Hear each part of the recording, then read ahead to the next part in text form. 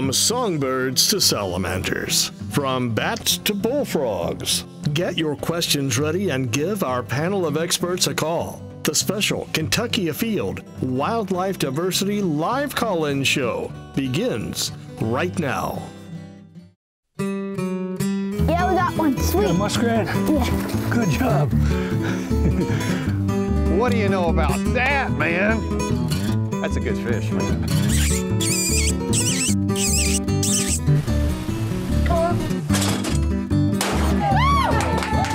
Nice male smallmouth. Healthy, pretty color.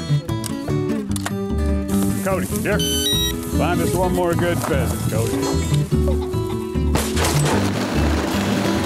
As biologists, we catch ducks and we place bands on them. And it's just a really excellent place to see cottonmouths.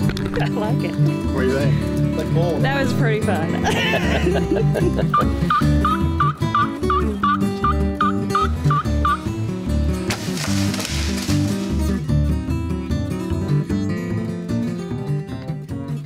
Hello and welcome to Kentucky Afield. I'm your host, Chad Miles. Tonight, you have tuned in for our live annual non-game call-in show. With me, I have three familiar faces. These are a panel of experts that will be answering all of your questions that you submit. You can do that by logging on to Facebook at KY Afield, or you go to call us at 1-800-944-4664. I have John McGregor. John, tell me a little bit about what you have going on. Well, I'm the state herpetologist or reptile guy, and I travel all over the state and I look at populations of reptiles and amphibians and keep track of how rare species are doing.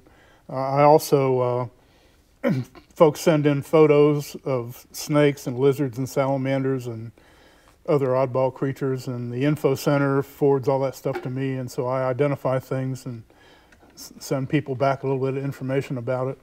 I'm also working on an update of the Amphibians and Reptiles of Kentucky book with a professor from EKU and one from UK. So I know you've been on the show several times. You've done the call-in show several times, and you specialize in snakes and amphibians, but you really got a really broad range of things that you like to talk about. I've been turning over logs since I was 6 years old.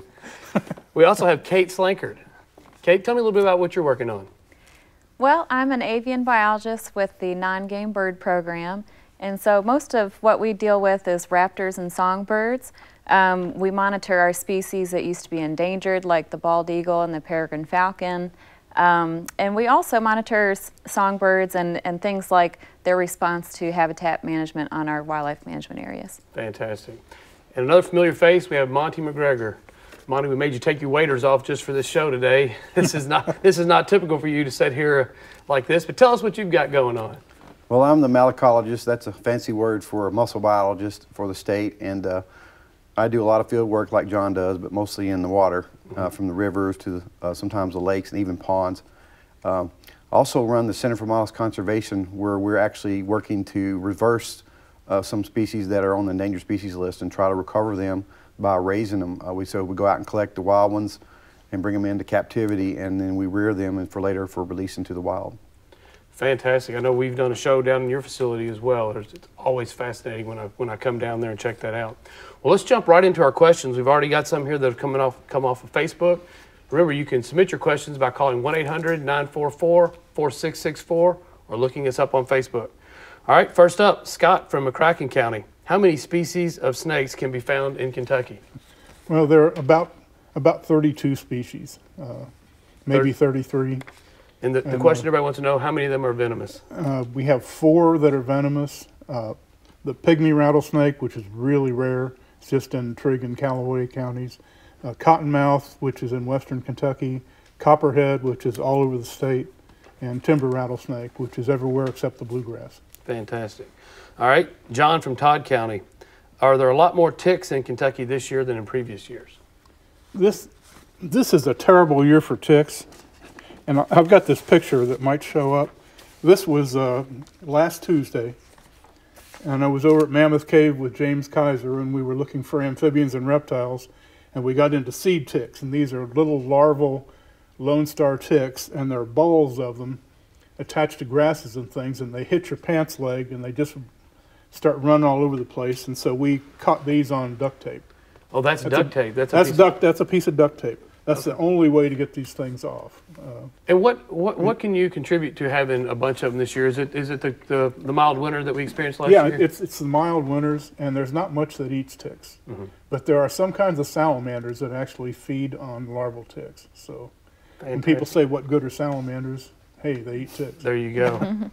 Sherry from Lexington wants to know why the cardinals in her backyard are bald. Okay, well, this is not an uncommon thing to see this time of year, and there's actually two things that lead to bald cardinals and other species you might see at your feeder. The most common one is that birds are molting this time of year, and they'll molt tracts of feathers all at once, and so that can lead to some pretty awkward-looking birds that sometimes are missing most of the feathers on their head. Another thing that's really common in cardinals is a type of feather mite that particularly gets on the back of their neck and their upper head that will cause some baldness and sort of some rough-looking skin there. So, but for the most part, the bird's pretty healthy. The bird will be fine. Yeah, they'll last through the winter fine. It's just sort of a common issue in Kentucky. All right. Thomas from Todd County wants to know if a turtle is kept as a pet for a large portion of its life and then released into the wild, is that turtle going to survive? Turtles that have been in captivity and are released do fine. I mean, they have all their instincts. If it's an aquatic turtle, as soon as you put it in the pond, it's gone. Okay. And it's like it never knew you. Wow, okay. Chase from Shelby County wants to know how the comeback of bald eagles in the state could be affecting other species. Bald eagles are doing really well in Kentucky. We find more and more nests every year. This year our nest count was over 160, and so they've just had a phenomenal comeback. To our knowledge, this isn't affecting other species in a negative way. Some of the only interactions I've kind of noticed is sometimes they'll move into great blue heron rookeries where great blue herons are nesting, and sometimes they'll displace the herons a little bit, but the herons seem to be doing okay. They just kind of, you know, move down the river a little ways from the eagles sometimes. My experience in the state of Kentucky over the last year or two says the herons are really doing well. Yeah. I'm seeing them everywhere. Herons and eagles are both doing fine, and at least the eagles I don't think are negatively affecting anything. All right. Eric from Anderson County says he has mussel shells laying around his farm pond. He wants to know what are they and how'd they get there? Well, there's generally about 2 species that you find in farm ponds. I actually have a couple of those tonight. I can show you. They're really pretty. One is called the giant floater, and the other is called the paper pond shell. They're about, this one is about the largest it gets. But anyway, where they get in there is when you stock your fish. They might have these little baby mussels on their gills or on their fins, and then they'll drop off and start growing on the bottom of this, and then this one here is 2 or 3 years old. This one's only a couple years old, and that's how they get there. Most places that raise fish that you buy them from come from aquaculture facilities that have the mussels in the pond, and their life cycle allows the mussels to get onto the fish as a host. And that paper shell, I mean, they're both really pretty, but man, that one's got some beautiful green color to it. It is. It's very fragile too. So a lot of times the name floater comes because when they die, the gas is built up in these shells, and they actually will float to the surface and then wash up on the bank, and that's a lot of times why you see them on the bank. It's interesting because you're actually looking for people who have those in their ponds as well, correct? That's correct. So if you have information, if you have some of these mussels, either one of these 2 species, you think you have in your pond, just take a picture, put them on our Facebook, and contact us with your address. That'll help us a little bit learn about the distribution around the state. Fantastic. Steve Johnson, it's a Facebook question. This is an interesting question. He wants to know if a praying mantis will prey on a hummingbird. Who wants to answer that one? I wonder if that's a better question for John. I don't think so. A hummingbird's kind of big for a praying mantis. Now, I know they catch small lizards and... I will tell you there's a video that's floating around on Facebook of a praying mantis taking a hummingbird out of the air, but he didn't feed on it. It just happened to be he was there on the feeder and took one down. And I've seen that video, but they both hit the ground and they were both gone. So I don't think he was preying on it. But I have seen that video, and I'm pretty sure that's probably where that question came from. Huh. Okay. Kim Porter from Facebook.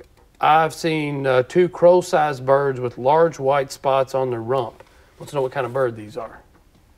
Any ideas?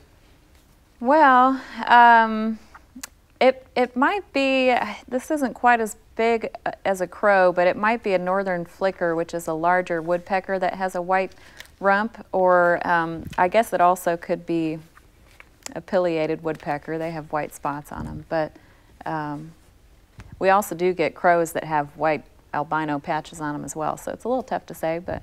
Okay. Got a question, another Facebook question. Wants to know if it's normal for a pair of red fox to be feeding off cat food on the porch in the middle of the day.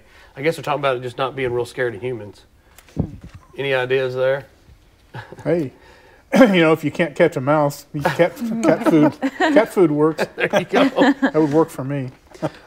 Here's an interesting question. Nick from Knott County. He's wanting to know, he said he has a bat infestation in a large commercial building.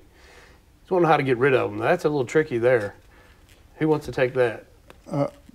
Bat exclusion is a tough thing to do, and there are professionals in the state who can do it. It's not a do-it-yourself thing. You need to know what kind of bat you've got too, I'm guessing too, right? They're probably big brown bats. That's what it almost always is. But And I guess there's a list on our website, yeah, right? we have a list of people on our website who will take care of bat problems. So you want to go to our website at fw.ky.gov and where would you search for that under there?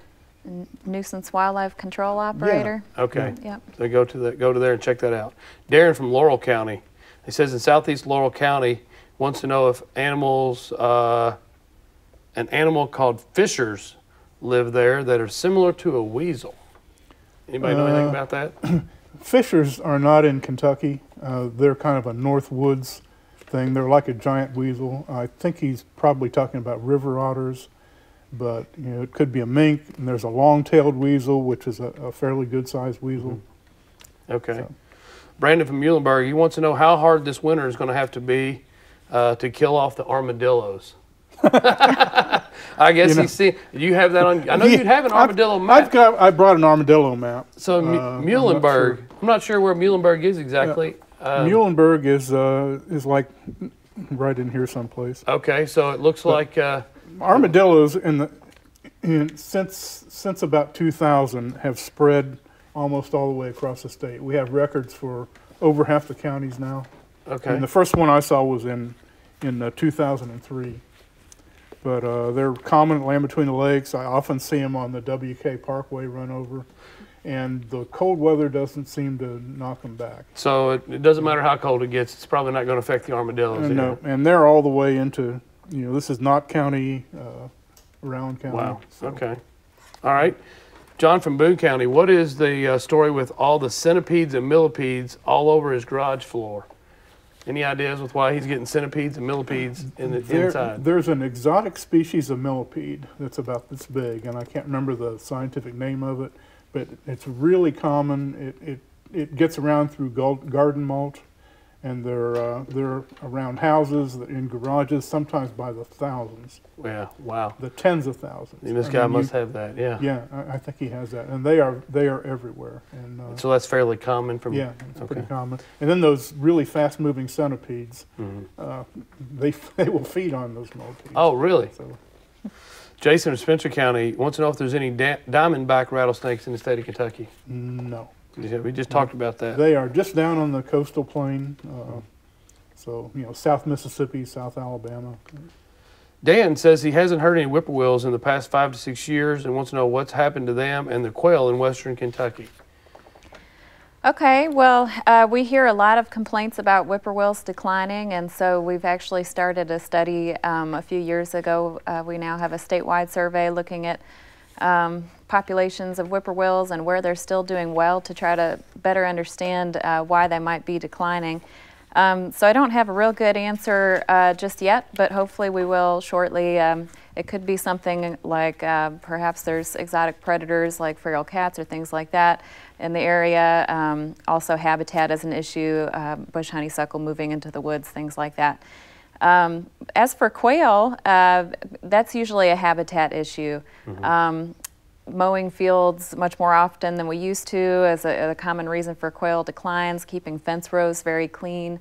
And so basically what we can do to help quail come back is keep our farms a lot rougher around the edges when we can. And so don't spend all that time and energy and money mowing all the time. Exactly. Let it grow back. Yeah.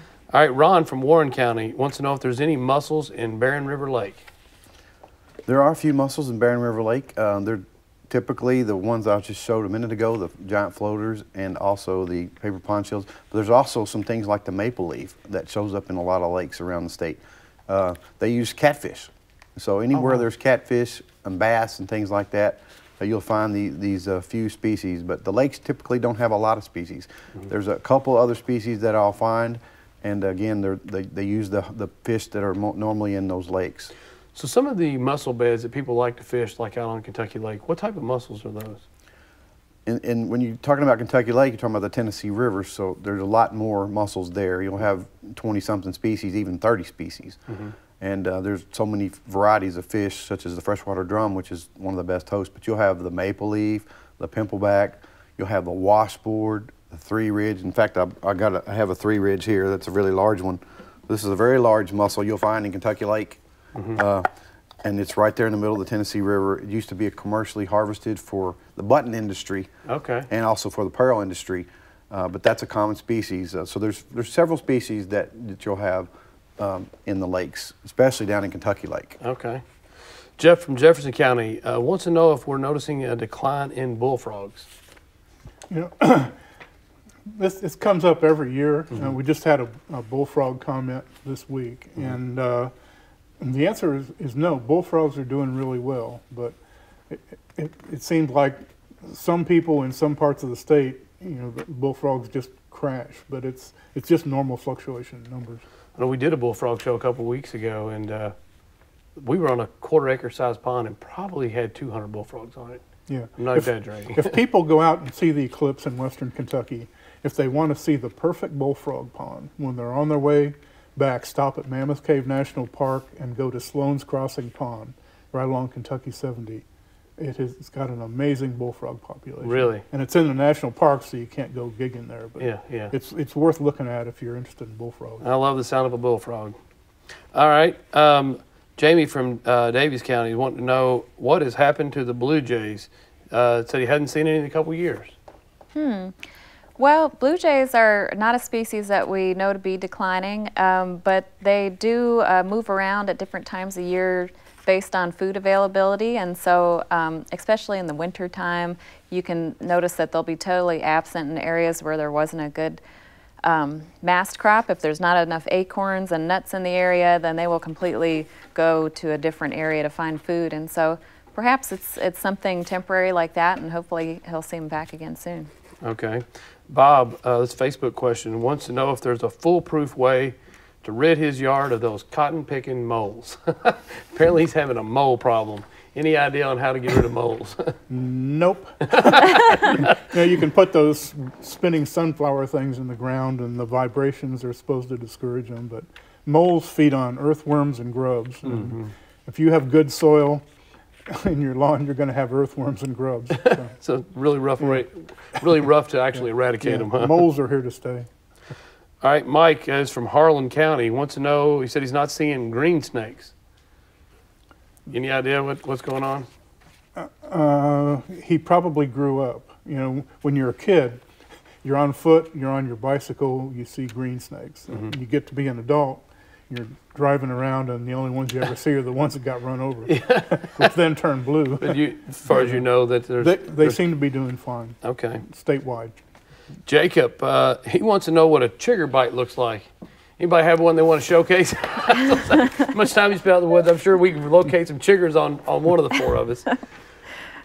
What would you see differently on a rash on you between poison ivy and a chigger? Anybody want to kind of take this?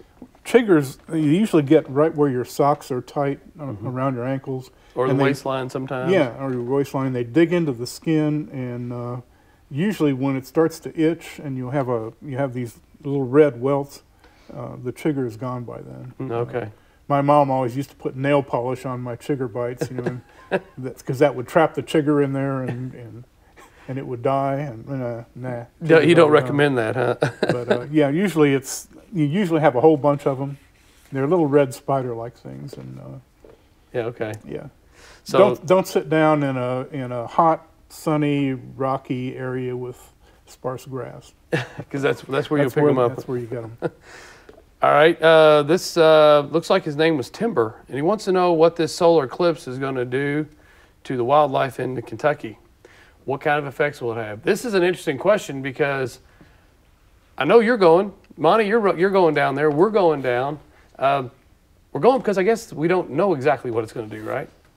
It's going to be dark in the middle of the day. And so the animals are going to think it's dark, and the nocturnal animals are going to come out right in the middle of the day. And then when it gets light again, you're going to be right there in front of you. So it'll be interesting to see.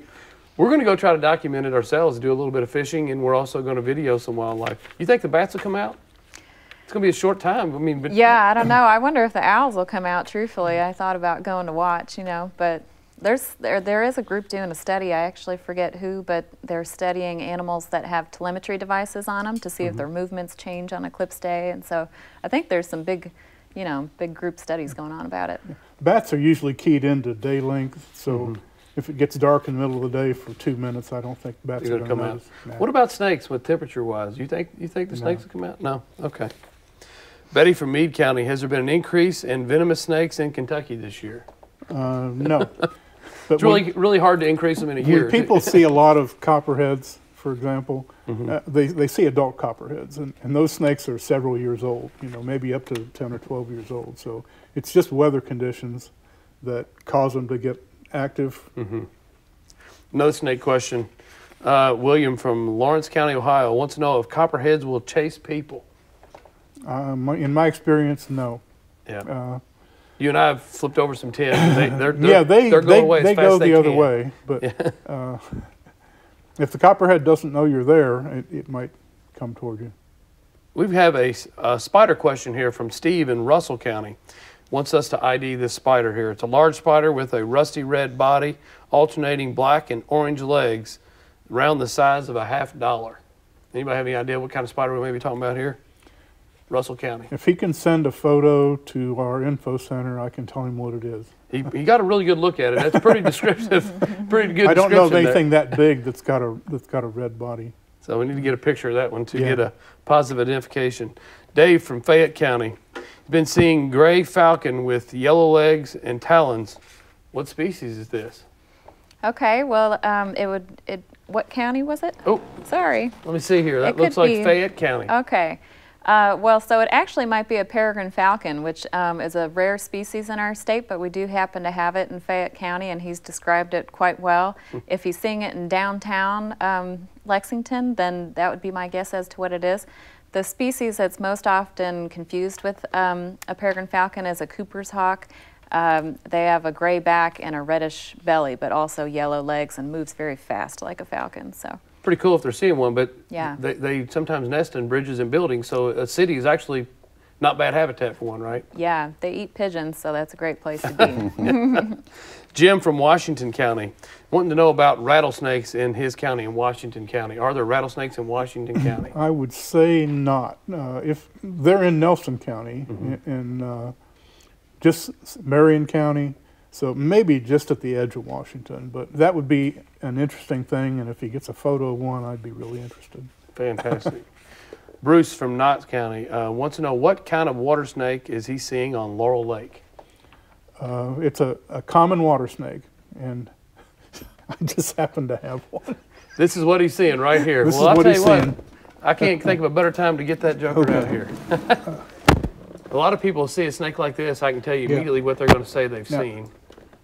These are, whoa, that's what they do when you pick them up. These come in a variety of colors, and they kind of are built like copperheads, and a lot of times a heron or something has bitten the tail off, so they even have a blunt tail. But this is about a half-grown common water snake, and they can be gray, black, reddish. This one kind of looks like a copperhead. But they can range in color though, but are these common in that area? They're in every body of water. They're really common in Laurel River Lake, Lake Cumberland, Green River Lake. They're in rivers, farm ponds. What do these things feed on? They feed on fish and frogs, mostly mostly dead fish. They eat fish heads like where fishermen clean their fish. Okay. These clean it up. Well, that was a perfect question because you just happen to have the guy tag along with and you. these guys are harmless, but you know, if you pick one up, it's going to bite you. Like this one, I thought it would bite me, but I'm kind of disappointed. You're kind of hoping for that, huh? Yeah, these they get as big around as a woman's wrist. So, really?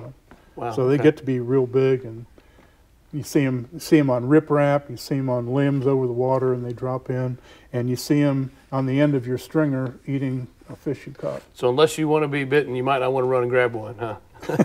Yeah, well, if you want the snake, you know, you got to grab it.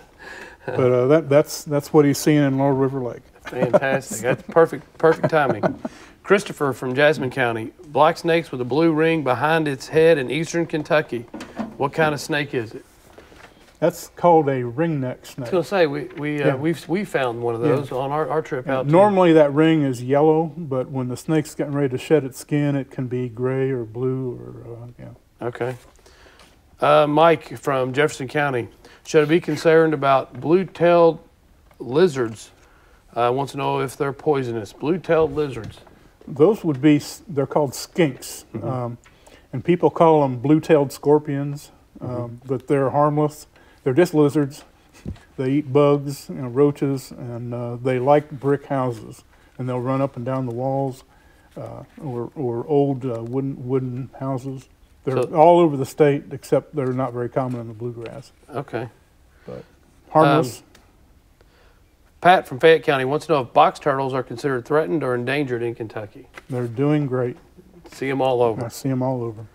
A lot of blue-tailed lizards in a log pile. Can you give him any information about these, and are they harmful? Same exact thing. That would be a 5-line skink. Tell me the difference on a skink and a lizard as far as when they lose their tail. Do both of those do that? Skinks are a type of lizard. Okay. We have 5 kinds of skinks in Kentucky. Okay. And then we have fence lizards, and we have a couple other kinds of lizards, but they all detach their tails, and it distracts a predator. So both skinks and all those can do that. Okay. Yeah, all of our lizards can lose their tails. Jim from Northern Kentucky, actually from Boone County, wants to know what venomous snakes are in the Boone County, Gallatin County area. One kind, copperhead. Copperheads. And they're not common up there, but they are there.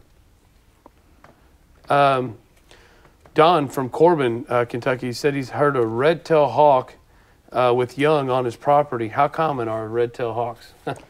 They're probably one of our most common hawks in the state, and so that's not unusual at all. And they like open, agricultural or farmland. They'll even nest in the city sometimes. It seems like the time of the year coming up after the leaves fall off the trees, seeing those things on the highways in the fall, going into winter, is really common. Those animals are those hawks, red-tailed hawks. Are they leaving the state and coming back? Or are they just more common because it's easier to see them?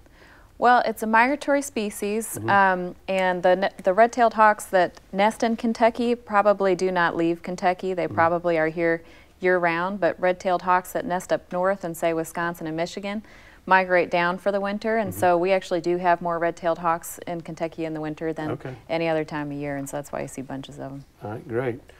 Leslie from Fayette County wants to know if the monarch butterfly is going to make a comeback here in Kentucky. Who knows most about butterflies? They're not doing well.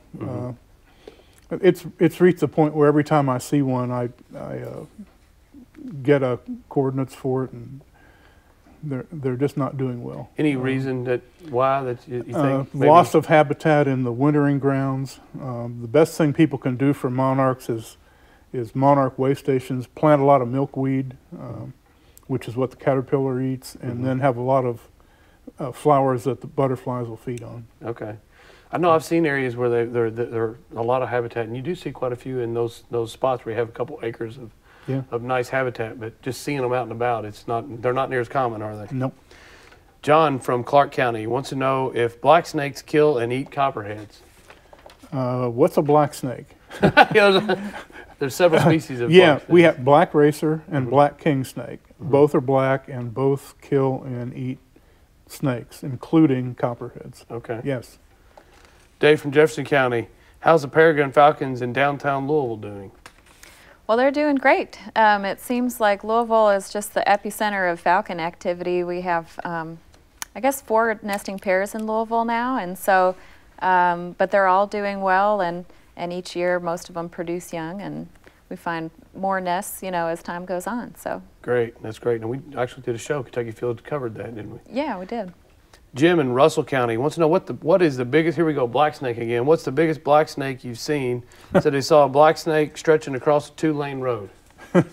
That's a big snake. What is the biggest one you've ever seen? The biggest one I've seen, the biggest rat snake is about 7 feet. Okay.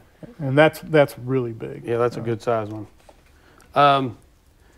Larry from Jefferson County is wanting to know if there's any bald eagles at Rough River Lake. There are. There's one nest at Rough River Lake. It's been there for some time, maybe 8 or 10 years. Randy, it's a Facebook question. Wanting to know why we don't stock alligators in the Jackson Purchase. You got to be kidding. I'd like to tell you I'm kidding. There's a liability issue there, you know. I thought it was going to say alligator gar behind it, but I don't see the gar. It just says alligator. Well, the simple question is, it's not a native species to Kentucky, yeah. So yeah. What do skunks mainly eat? Insects, vegetation. We have one visiting our backyard frequently in Henderson, Kentucky. What is the primary diet of a skunk? Skunks eat everything. But one thing skunks eat that people would appreciate is yellow jackets. They will actually dig up yellow jacket nests and eat the yellow jacket adults and eggs. Really? So, and larvae. So they eat a lot of insects, but they'll eat about anything. Jim from Midway wants to know if he can get a tick disease if his chickens are eating ticks. I don't know if he means handling his chickens. I'm guessing he's not meaning cooking and eating his chickens, but he wants to know if he can get a tick disease if his chickens are eating ticks. Well, I'm not the final authority on this, but I don't think he should worry about it. I think that would be highly unusual to get a tick-borne disease that way. You have to get it through the bite usually, as I understand.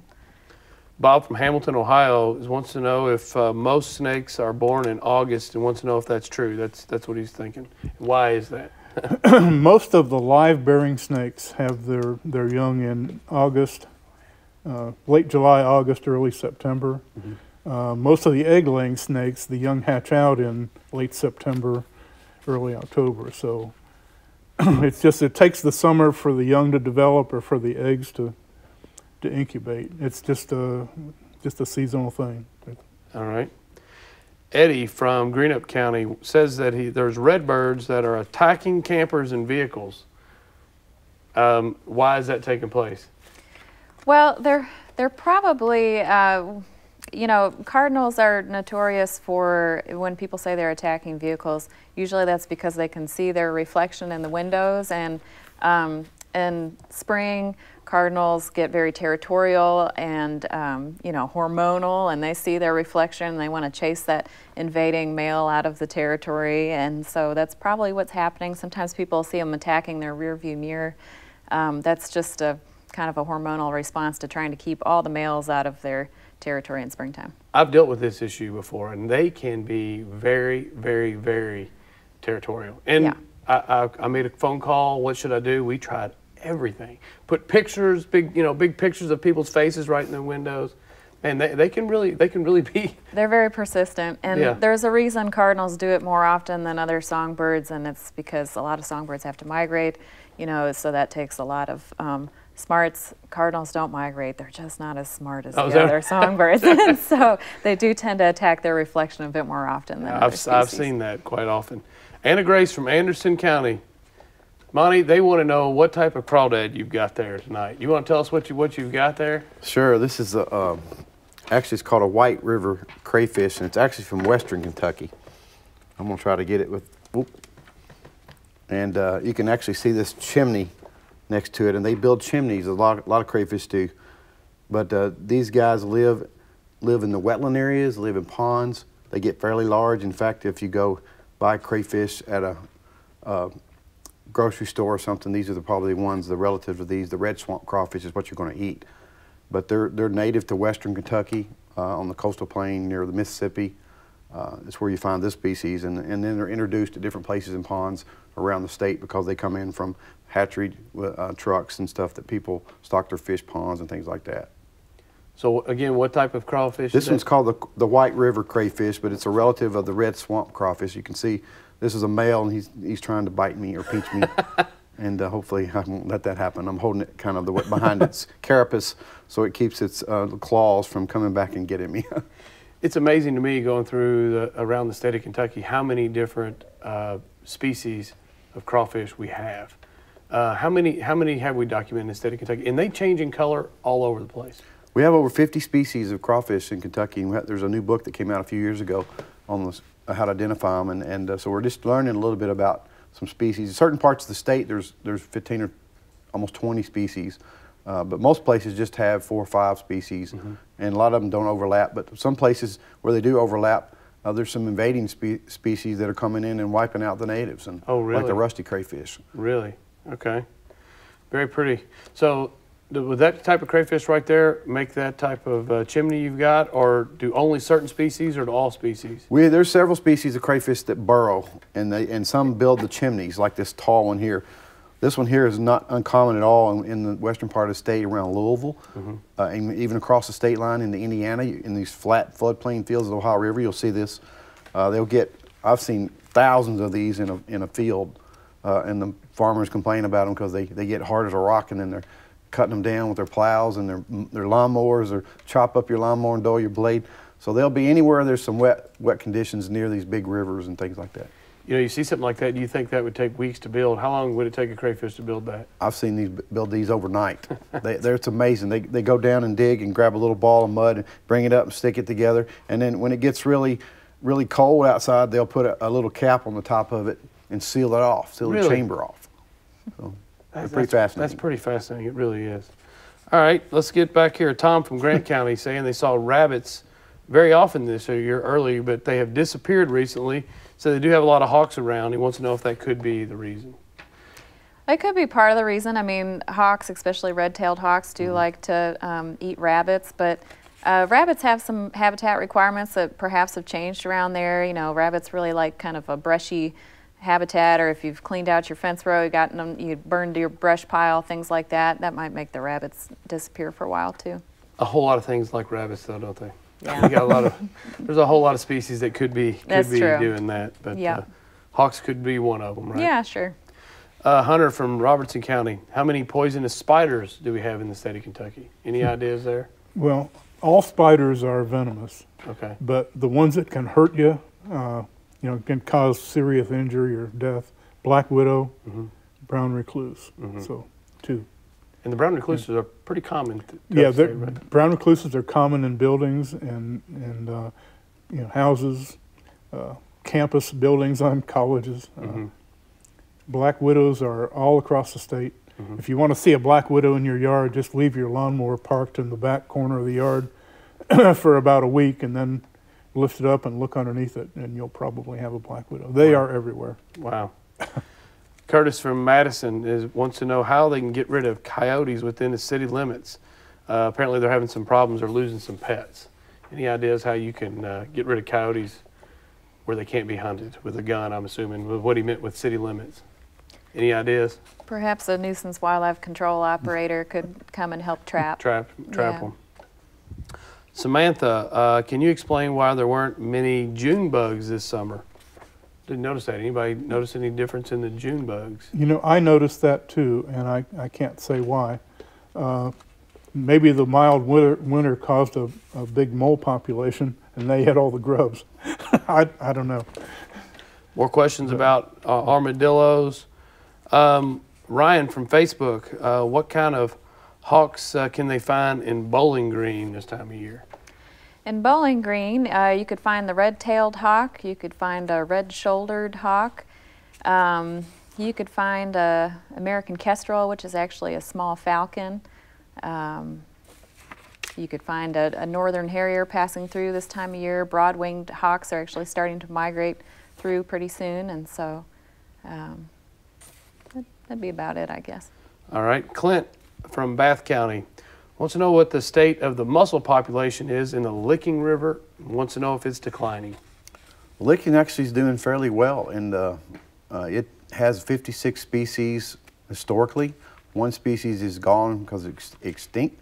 We've been really working on that river with the agency, with the Center for Moss Conservation, and one thing we're doing in that river is trying to restore its natural biological diversity. So we've actually reintroduced 5 species back into the river. We have now 54 species of the 56 that historically was found there, and this year we're going to actually release the 55th. So they're actually going to be 55 species in the river. We also have, it's home to the fan shell, which I think I have one here somewhere. and I don't have one. But it is home to the fan shell, one of the best places really left on Earth where you can actually just, as a common species in the licking. But it's one of the last places where you can see it, so it's actually doing fairly well. Great, that's great. Blake from Clark County, is there such thing as an albino bird, specifically a dove? There is. We don't see a lot of albino doves, but generally what we see in birds is they call it leucistic, and so they'll have patches of white feathers on them. Seeing a totally white bird is pretty unusual, and then seeing a totally white bird that has lacking pigment in its bill and feet and eyes is even more unusual. But yeah, it's certainly possible. It happens in all species. It's noticed in things like, you know, blackbirds and vultures more often than other species because it's so noticeable in a black bird. But it certainly could happen. This gentleman was asking about doves in particular. What species of doves do we have here in the state? We have mourning doves. That's the common dove. Yeah, yep. And in the Bowling Green area, we have the Eurasian collared dove. I'm hearing people from Bardstown are calling me asking about that. I don't know if we have any documentation of them being there, but I have received several phone calls about the collared dove. That's why I wanted you to mention that. Well, I'm not going to remember the history real well on why they've ended up in central Kentucky, but it's an exotic species. It's commonly used as a pet, and so my guess would be at some point somebody lets them loose. And they're a little bigger, right? Than they're bigger. They have a more distinct collar on them. And okay. Yep. All right, Will from Owen County wants to know, what is the biggest spider that resides in the state of Kentucky? That would probably be, it's called a Carolina wolf spider. Okay. Leg span and all, it's like that. Pretty substantial, huh? Yeah. I've seen some pretty big ones. I don't know if I've seen one that big, but every once in a while we get banana spiders that'll hitch a train ride from somewhere in the deep south. And like a few years ago in Corbin, in a railroad yard, there was an outbreak of these banana spiders. Really? They have big leg tufts on them, and they have webs that could catch a small bird. But they're not native here. I've heard before that spiders hitching rides in bananas is the reason why fishermen won't let you take bananas in their boat when they go fishing. I've heard that's the rumor. So if you've heard that, that could be why. They watch those bananas, huh? Let's see. Gene from Kenton County said he saw a small spider-looking bug.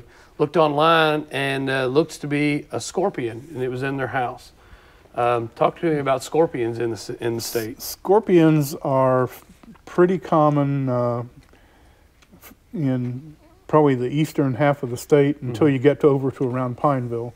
But they're all the way up north to the Kentucky River and up to Fort Knox. They're real common in the knobs around Lake Cumberland, any place that's dry and rocky and sunny. Pretty common. Yeah. Carl from Clark County wants to know if armadillos carry leprosy. Yes. They do. They can carry it. Yeah, it's not something you worry about, but it's something to think about. Mike, this is from Indiana, wants to know how far a fox or possum can travel. Said he took one, caught it, took it 2 miles away and released it, and wants to know if the one that's back in his yard is potentially the same one. Probably. Yeah. They can 2 miles is not a problem, huh? No. Take it across a river. He's from Indiana. You want to bring him over? All right, Donna from Bullitt County. He's been seeing freshwater jellyfish in Rough River. Wants to know if it's a good thing. Hadn't seen those in a few years. I've got a few people asking me about some other bodies of water where they've seen some jellyfish. They're around the state, and people just don't see them too much. They're not really very big at all. It's our only freshwater jellyfish we have in the state. So it's just, you see them in August and September usually when they're a little bit bigger and the water's clear. And they only get about as big as your fingernail, right? They're pretty small. They're a little bigger than that. A little bigger? Yeah, I've seen them on Cedar Creek Lake. I know that it's got some as well. John in Boone County is finding bird nests in honey locust trees. Wants to know, I said the nests are buried and covered in thorns. What kind of bird are we talking about here potentially? Well, could be a number of things. I mean, things that like to nest in thorns would be something like maybe a willow flycatcher likes thorny trees. Loggerhead shrike really like thorny trees. That's a rare species. Lots of different songbirds will actually nest in locust trees, so it's a little bit tough to say. Okay. Bill from Jefferson County says he lives in Louisville and he's been seeing a bunch of crows appearing recently. Wants to know why they're showing up and what's the best way to get rid of them. Okay. Well, this time of year, the crows gather together in large groups, and they're sort of getting ready for winter, and so they can form these big communal roosts. And if that's really bothering him, maybe if they're right next to his house or something, sometimes waste can build up under the trees, and that might bother people. You know, you can't necessarily shoot the crows, but you can make loud noises, do things to scare the crows, and try to get them uncomfortable when they're coming to roost right at sunset. And so, you know, spraying the hose, banging on a pot and pan, anything to just kind of keep agitating them and keeping them uncomfortable. I want to let your neighbors know you're taking this approach so they don't think you're crazy. Right.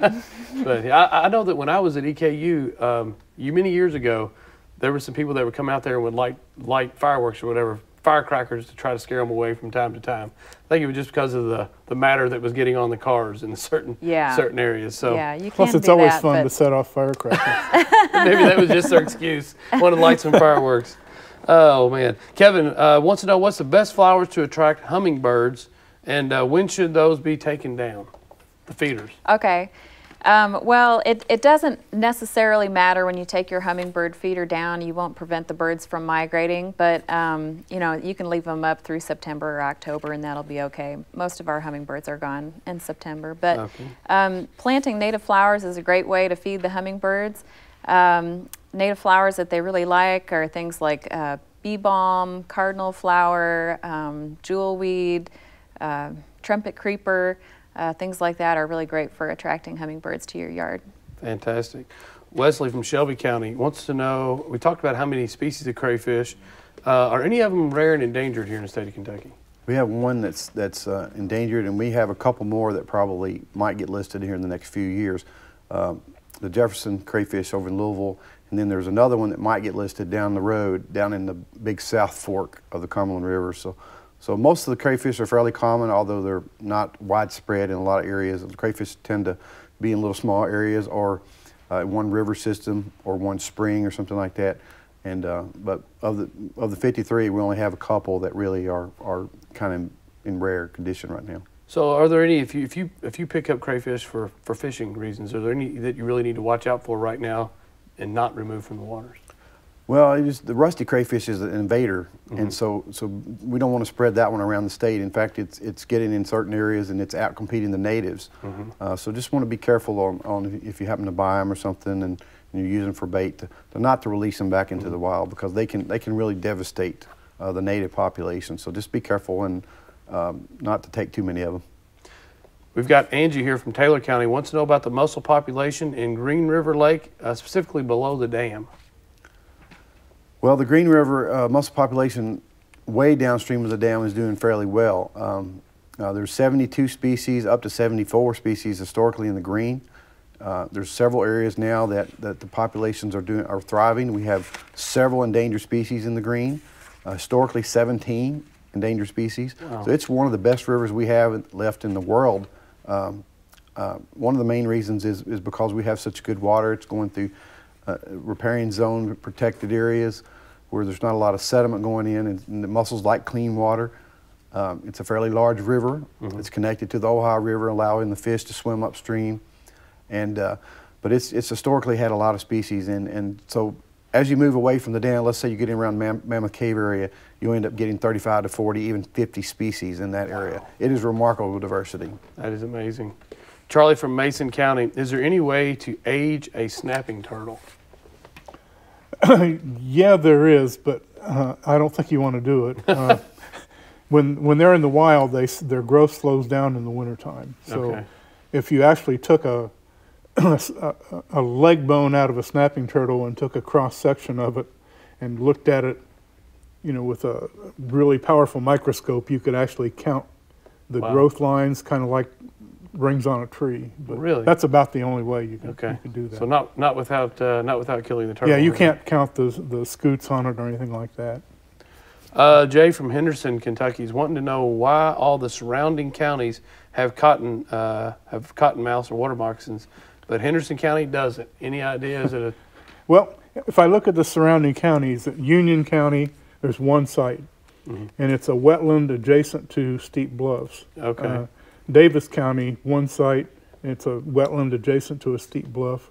So, and I think that's about it for adjacent to Henderson. But Henderson doesn't have the upland habitat that the cottonmouth needs to get through the winter. So we're still looking for cottonmouths in Henderson County, and I hear about them, and I get photos, and it's always either a copperbelly water snake or a diamondback water snake or a midland. I just don't think the topography is right in Henderson.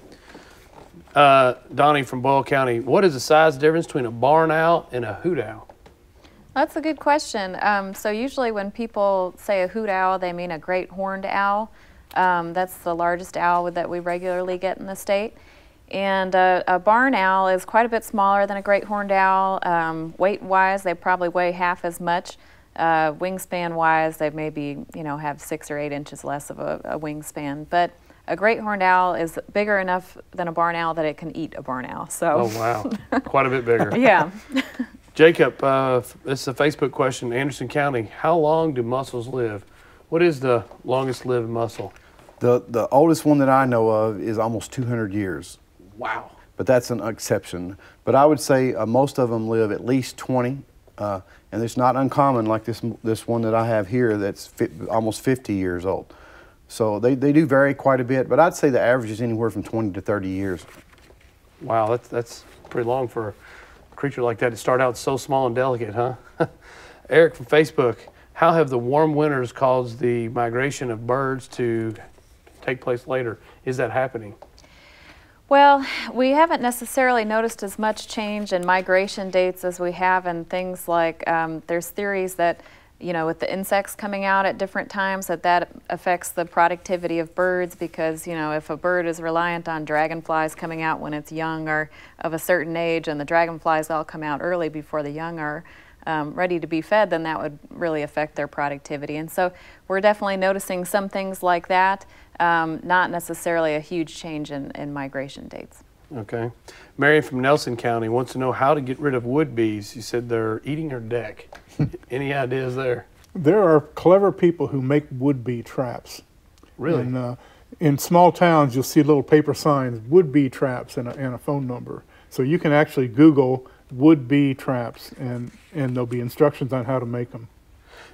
Any idea if that's how they work? They work really well. Wow. I mean, you basically drill a hole in a piece of wood, and you have a jar on the inside, and the bee goes in the hole and falls in the jar. Fantastic. All right. William from Monroe County, badgers or porcupines in Kentucky? Do we have either one? Neither one. We have an occasional badger, and we've had, I think, maybe 2 porcupines in the 30 years or so I've been with Kentucky Fish and Wildlife. But we don't have a population of either one. Okay. Amanda wants to know if there's a way to get rid of crawdads in their yard. This is in Madison County. Again, if you're anywhere near a river or a pond or something like that, they're going to come up and burrow down to the water table, so it's going to be really tough. They can be 4 to 5, even 6 feet below the ground surface, so it's going to be really hard. I want to thank everyone for sending questions. We've got tons of calls and tons of questions today. We're going to try to get to as many as we can. We also have a live show coming up. The fall hunting show comes up on September the 16th. So start thinking about those questions as well. We're going to keep answering questions here. The next one is about black vultures. Black-headed vultures in Kentucky, are they on the increase, and how are they different from other vultures here in the state? Okay, we have 2 species of vultures in Kentucky, the black vulture and the turkey vulture. We've always had quite a few turkey vultures in Kentucky, but black vultures have recently expanded their range, and in the past 20 years or so we've seen a big increase in them. Turkey vultures tend to be very docile creatures. They only eat dead things. Black vultures are a little bit more aggressive, and you'll hear rumors of them sometimes taking live things, and so that's why we've documented more problems with them in recent years. All right. Kenny from Bullitt County wants to know what invasive non-game species is having the greatest impact, economic impact to the state of Kentucky. Any ideas? That one there may take some time to think about all the ones we have. The zebra mussel has a potential for having a great impact. It hasn't yet, but it's having a tremendous economic impact in the Great Lakes. So hopefully we'll never see that. But and what does that mainly affect? I mean, there's a lot of things that can affect, but people having problems with what? The zebra mussel can ruin your beaches. It can clog water intake pipes, and it can affect just general use of the water resource and also the productivity of the river, which changes the species and how the species live in the river and lakes as well. Cheryl from Madison County is having an issue with feral cats.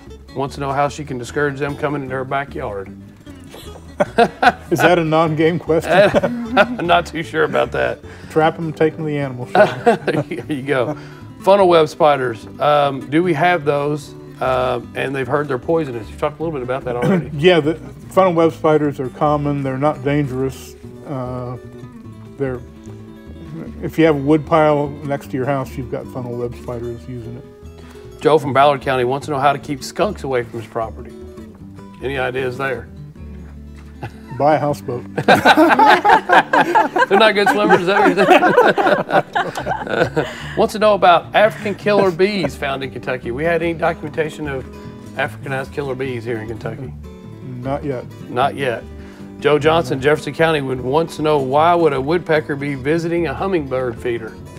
Because sugar water is really tasty. There's actually a lot of different birds that will come drink from a hummingbird feeder. Orioles will do it too, and sometimes blackbirds. I have a good friend who accidentally drank the sugar water out of the refrigerator of his mother-in-law, so Woo, not a good thing. He told her the Kool-Aid was not good.